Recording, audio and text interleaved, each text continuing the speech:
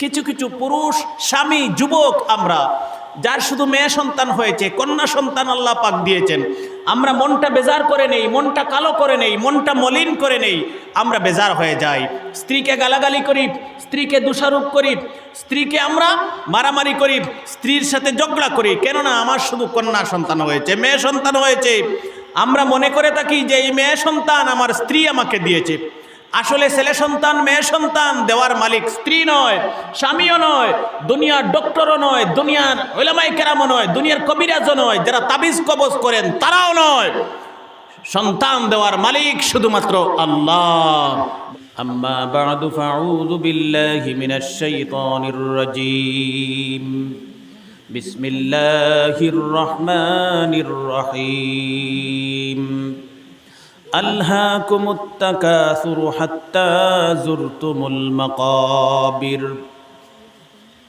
وبعد فروي عن النبي صلى الله عليه وسلم لا تشرك بالله شيئا وإن قطعت أو حرقت ولا تتركن الصلاة المكتوبة متعمدا من تركها متعمدا برئت منه الذمة ولا تشربن الخمر فإنها مفتاح كل شر وأطع والديك وإن أمرك أن تخرج من دنياك فاخرج لهما إلى آخر الحديث أو كما قال رسول الله صلى الله عليه وسلم. وقال النبي صلى الله عليه وسلم من كان له ثلاث بنات وصبرهن وكساهن من جدته كن له حجابا من النار. صلى الله على محمد صلى الله عليه وسلم. صلى الله على محمد صلى الله عليه وسلم. صلى الله على محمد صلى الله عليه وسلم. صلى الله على محمد صلى الله عليه وسلم.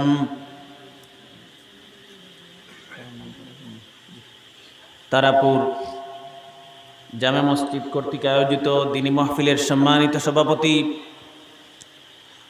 আলহাজ হযরতুল আল্লাম হযরত মাওলানা আব্দুল জলিল নিজামী সাহেব দামাত বরকাতুহুম, সহসভাপতি হযরত মাওলানা আসাবউদ্দিন সাহেব,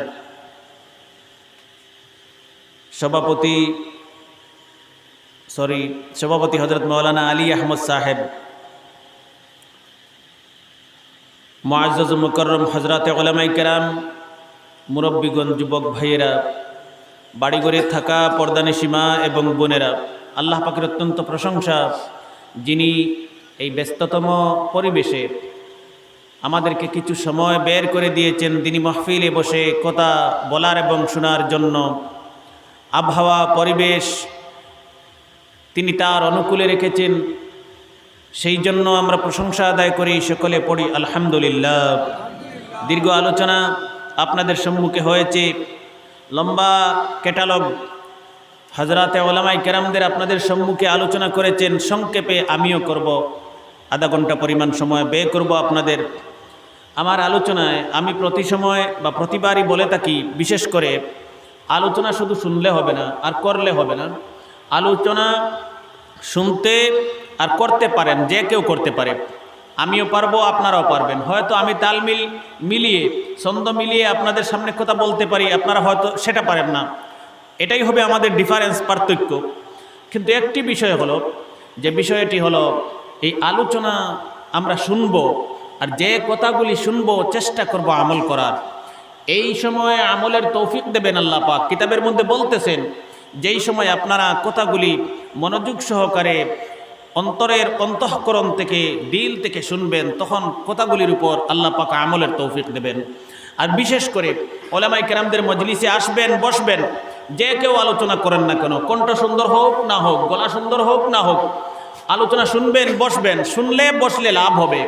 এই যে আপনাদের আশেপাশে আপনারা যেখানে বসে আছেন, এই জমিনটা মরা জমিন ছিল কিছুদিন পূর্বে, 2 দিন আগে এই জমিনটা শুকনা জমিন ছিল, এই জমিনের উপর দিয়ে গাড়ি দৌড়াতো, কিন্তু আজকে পারবেন না। কেন? এই জমিন আল্লাহ পাক শুকনা মরা জমিনকে রহমতের বৃষ্টি দিয়ে আবার তরতাজা করে পুনরুজ্জীবিত করে দিয়েছেন। সেইভাবে আমাদের দিল মরে যায়, মুর্দা হয়ে যায়, অন্তর মরে যায়, মুসলমান ইমানদারদের মন মরে যায়, দিল মরে যায়। উলামায়ে কেরামদের মজলিসে আসলে পরে নবীজি হাদিসে বলছেন, ফা ইন্নাল্লাহা ইউহিল কলবাল মাইয়িতা বিনুরিল হিকমাতি কামা ইউহিল মাইতাতা বিমাইল মাতার। যেভাবে আল্লাহ পাক মরা জমিনকে শুকনা জমিনকে রহমতের বৃষ্টি দিয়ে আবার তরতাজা করে জীবিত করে দেন। উলামায়ে কেরামদের কথাগুলি, আলোচনাগুলি, কোরআন এবং হাদিসের কথাগুলি মুর্দা মৃত মানুষের মনকে আবার দুনিয়ার জমিনের মতো আল্লাহ পাক পুনরুজ্জীবিত করে ঈমান দিয়ে ভরপুর করে তরতাজা করে দেন। সুবহানাল্লাহ। সুতরাং এই ধরনের মজলিসে আসবো, বসবো, দোয়া নেব, ফয়েজ এবং বরকত নেব। আল্লাহ পাক তৌফিক দিন, বলি আমিন। আমি উদ্দেশ্য ছিল একটি বিষয়ে আলোচনা করার, সংক্ষেপে আলোচনা করব। আমার যুবক ভাইয়েরা, লম্বা বিষয়ে আমি সংক্ষেপে যে বিষয়ে উদ্দেশ্য করেছি সেই বিষয়ে ছেড়ে দিয়ে পরে যে হাদিস পড়েছি সেই হাদিস সম্পর্কে সংক্ষেপে আলোচনা করব। আমি লম্বা বিষয়টি যদি আলোচনা করি শেষ হবে না, শুরু করি শেষ হবে না। সুতরাং সংক্ষেপ যে বিষয়টি আমি উদ্দেশ্য করেছি সেই বিষয়টির উপর আলোচনা করব। বুঝার চেষ্টা করবেন, আমি বারবার বলছি, মন দিয়ে শোনার চেষ্টা করবেন।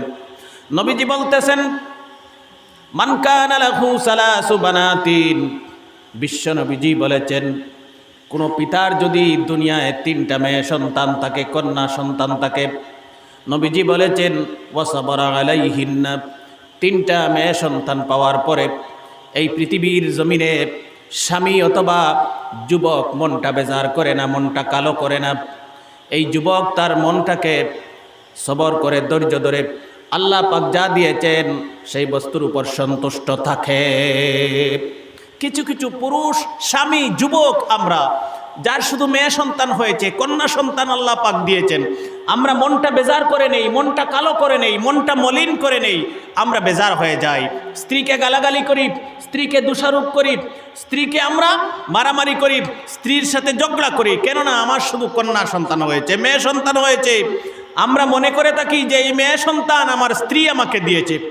আসলে ছেলে সন্তান মেয়ে সন্তান দেওয়ার মালিক স্ত্রী নয়, স্বামীও নয়, দুনিয়ার ডক্টরও নয়, দুনিয়ার উলামায়ে কেরামও নয়, দুনিয়ার কবিরাজও নয়, যারা তাবিজ কবজ করেন তারাও নয়। সন্তান দেওয়ার মালিক শুধুমাত্র আল্লাহ, বলি সুবহানাল্লাহ। সন্তান দেওয়ার মালিক কে? শুধুমাত্র আল্লাহ।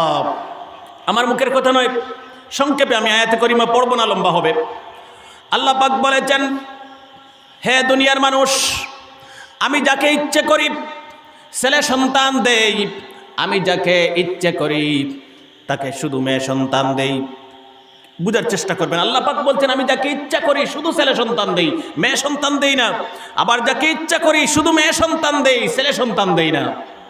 আবার বলতেছেন আমি যাকে ইচ্ছে করি ছেলেও দেই মেয়েও দেই।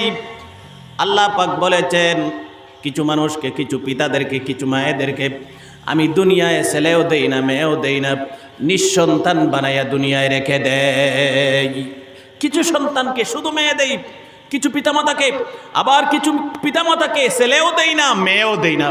যে সকল পিতামাতার কোনো সন্তান নেই, ছেলেও নেই মেয়েও নেই, তারা পৃথিবীর জমিনে হতাশ হয়ে ঘোরাফেরা করছেন, ডক্টরের কাছে যাচ্ছেন, পীরদের কাছে যাচ্ছেন, বিভিন্ন জায়গায় যাচ্ছেন, কোনো না কোনো মতে যদি একটি মেয়ে অথবা ছেলে পেয়ে যায় আমার জীবন সার্থক হয়ে যাবে।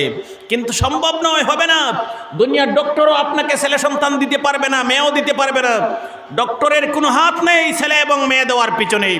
যা কর্তৃত্ব সত্তার অধিকারী শুধুমাত্র আমাদের মালিক আল্লাহ পাক। যাকে ইচ্ছা ছেলেও দেন মেয়েও দেন, যাকে ইচ্ছা শুধু ছেলে দেন, যাকে ইচ্ছা শুধু মেয়ে দেন, যাকে ইচ্ছা ছেলেও দেন না মেয়েও দেন না।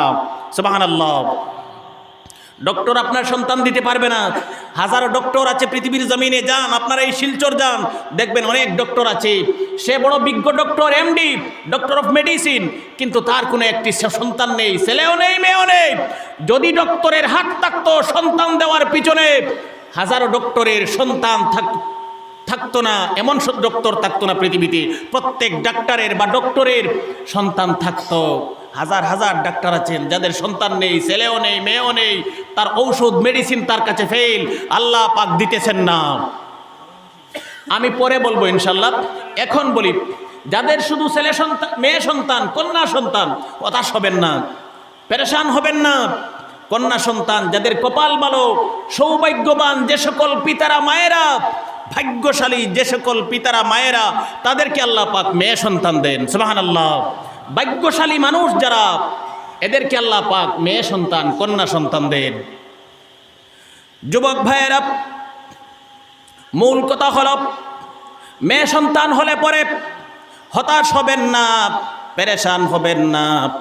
যার ভাগ্য ভালো, কপাল ভালো, সৌভাগ্যবান যিনি পিতা, এই পিতাদেরকে আল্লাহ পাক দুনিয়ায় মেয়ে সন্তান দেন। ভালো মানুষ যারা, আল্লাহ পাকের মাহবুব বান্দা যারা, আল্লাহ পাক যাকে মহব্বত করেন, ভালোবাসেন, এই সকল মানুষদেরকে আল্লাহ পাক দুনিয়ায় কন্যা সন্তান দেন। সুবহানাল্লাহ। আবার আমি মেডিসিন বলে দিচ্ছি, শিখিয়ে দিচ্ছি, যে সকল পিতাদের, মায়েদের শুধু মেয়ে সন্তান, ছেলে হয় না, যে সকল পিতাদের কোনো সন্তান নেই, ছেলেও নেই, মেয়েও নেই, আল্লাহর কসম এই মসজিদে ময়দানে বসে বলছি, একটি মেডিসিন বলে দেব, আমল করেন, এই আকাশের মালিক রহমান আপনাকে নেক ছেলে সন্তান দেবেন। আপনি আমল করেন, আমল শুরু করে দেন। কি করবেন আমি বলবো ইনশাআল্লাহ। এমন একটি আমল আল্লাহ পাক শিখিয়ে দিয়েছেন, এই আমল করলে পরে মনে রাখবেন ভালো করে, কোনো ডাক্তার, কোনো পীর, কোনো মৌলানা, কোনো কবিরাজ, কোনো তাবিজ আপনাকে ছেলে মেয়ে দিতে পারবে না। ছেলে মেয়ে দেওয়ার মালিক শুধুমাত্র আল্লাহ পাক। আর একটি মেডিসিন আছে, আল্লাহ পাক নিজেই বলে দিয়েছেন, এই মেডিসিন অ্যাপ্লাই করো, শুধু মেয়ে হয় আমি নেক ছেলে সন্তান দেব, ছেলেও নেই, মেয়েও নেই, আমি নেক ছেলে সন্তান দেব। সুবহানাল্লাহ। এই মেডিসিন হল, যুবক ভাইয়েরা, আমার মা বোনেরা, আল্লাহ পাক বলেছেন, ইস্তাগফিরু রাব্বাকুম ইন্নাহু কানা গাফফারা। আল্লাহ পাক বলছেন, বেশি বেশি তওবা ইস্তিগফার করো। তওবা ইস্তিগফার করলে পরে আকাশের মালিক যিনি আল্লাহ পাক রহমান, যিনি তোমার জীবনের যাবতীয় গুনাহ মাফ করে দেবেন। বেশি বেশি আমরা তওবা ইস্তিগফার করব, যা গুনাহ আছে সব গুনাহ আল্লাহ পাক মাফ করে দেন। সুবহানাল্লাহ। আল্লাহ পাক কিভাবে বান্দার গুনাহ মাফ করেন, কিভাবে মহব্বত করেন, আমি আমার মূল বিষয়ে আসবো ইনশাল্লাহ। একটি হাদিসে নবীজি এত সুন্দর ঘটনা বর্ণনা করতেছেন। নবীজি মদিনার মসজিদে সাহাবীদেরকে এইভাবে নিয়ে দিন সম্পর্কে আলোচনা করতেছেন। নবীজি ফজরের নামাজের পর থেকে দেখতেছেন, বিশ্ব নবীজি একজন মেয়েলুক মানুষ, মহিলা মানুষ, পাগলের মতো পাগলের নির্বেশে পেরেশান হয়ে মদিনার আনাচে কানাচে মেয়েটি ঘোরাফেরা করতেছে। একজন মহিলা মানুষ পাগলের মতো পেরেশান হয়ে মদিনার আনাচে কানাচে, অলিতে গলিতে ঘোরাফেরা করতেছে। নবীজি কিন্তু ফলো করছেন সেই মেয়েলুককে। জোহরের নামাজের পর হয়ে গেছে, এই মহিলাটি এখনো ঘোরাফেরা করছে পাগলের নির্বেশে পেরেশান হয়ে। নবীজি সহ্য করতে পারেন নাই। এক সাহাবীকে প্রশ্ন করেছেন, হে আমার সাহাবা, এই মেয়েলুকের কি হয়েছে? সাহাবী বলছেন, ইয়া রাসূলুল্লাহ, এই মহিলা তার ছেলে সন্তান হারিয়ে ফেলেছেন, আর মহিলার কলিজার টুকরা ছেলে সন্তানকে ফজরের পর থেকে তালাশ করে পাইতেছেন না, এই জন্য মেয়েটি পাগলের মতো হয়ে গেছে।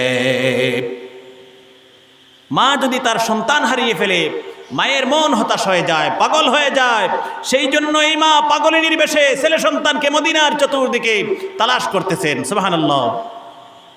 নবীজি মুস্কি মুস্কি হাসতেছেন আর প্রশ্ন করতেছেন, হে সাহাবারা, এই মহিলা যদি, এই মা যদি কিছুক্ষণ পরে তার হারানো সন্তান ফিরে পায়, এই মা কি তার হারানো সন্তানকে মেরে ফেলবে, প্রাণে মেরে ফেলবে, হত্যা করে ফেলবে? সাহাবারা বলছেন, জি না ইয়া রাসূলুল্লাহ, কখনো মা সন্তানকে মারতে পারে না। মা যদি কিছুক্ষণ পরে হারানো সন্তানকে ফিরে পায়, কখনো মা এই সন্তানকে প্রাণে মারবে না, হত্যা করবে না, জানে মারবে না। নবীজি বলছেন, কি করবে মা? সাহাবারা বলছেন, ইয়া রাসূলুল্লাহ, এই মা বিকেলবেলা অথবা পরের দিন যদি তার হারানো সন্তানকে ফিরে পায়, নবীজি মা ছেলে সন্তানকে মহব্বত করবে, কুলে নেবে, আদর করবে, চুমু দেবে, কখনো মারবে না। নবীজি বলছেন, সেই অবস্থা আমার আল্লাহ পাকের। সুবহানাল্লাহ। সেই অবস্থা আমার আল্লাহ পাকের। নবীজি বলতেছেন, বান্দা যখন গুনাহ করতে করতে অনেক দূরে চলে যায়, আল্লাহর রহমতের দরিয়া পেরেশান হয়ে যায়, সন্তান হারানো মায়ের মনের মতো আল্লাহ পাকের রহমতের দরিয়া পাগল হয়ে যায়। মার মন যেভাবে পাগল হয়, সন্তান হারানো মা যেভাবে পেরেশান হয়, বান্দা যখন পৃথিবীতে কোনো মুসলমান পুরুষ মহিলা গুনাহ করে আল্লাহর